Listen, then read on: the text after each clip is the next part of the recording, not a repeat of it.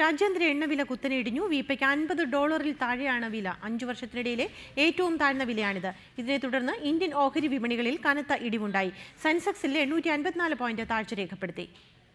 ഇതുവരെ അനുകൂലമെന്ന് വിലയിരുത്തിയിരുന്ന എണ്ണവില താഴ്ച വലിയ സാമ്പത്തിക പ്രതിസന്ധിയിലേക്കുള്ള സൂചനയായി ഇന്ന് മാറുകയായിരുന്നു. വീപ്പയ്ക്ക് $50 എത്തിയതോടെയാണ് ഇത്. 6 മാസം കൊണ്ട് വീപ്പയ്ക്ക് $65 കുറവാണ് ഉണ്ടായത്.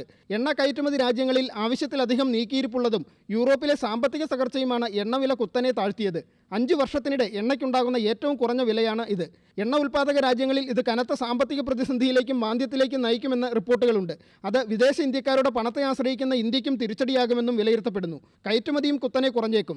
രാജ്യാന്തര എണ്ണവില കുറഞ്ഞപ്പോൾ ആനുകൂല്യം ജനങ്ങളിലേക്ക് പൂർണ്ണമായും കൈമാറാതെ എക്സൈസ് തീരുവയും മൂല്യവർദ്ധിത നികുതിയും ഉയർത്തുകയാണ് കേന്ദ്ര സംസ്ഥാന സർക്കാരുകൾ ചെയ്തത്. വലിയ സാമ്പത്തിക പ്രതിസന്ധി ഉണ്ടായാൽ നേരിടാനുള്ള മുൻകരുതൽ എന്ന നിലയിലായിരുന്നു ഇത്. 60% എണ്ണയ്ക്ക് വില കുറഞ്ഞതോടെ ഓഹരി വിപണികളിൽ ഇന്ന് കനത്ത ഇടിവുണ്ടായി. ഊർജ്ജ ഓഹരികളെല്ലാം കൂപ്പുകുത്തി. ഇതേ തുടർന്ന് മറ്റ് ഓഹരികളിലും വ്യാപകമായ വിറ്റൊഴിക്കൽ നടക്കുകയാണ്. Business desk reporter.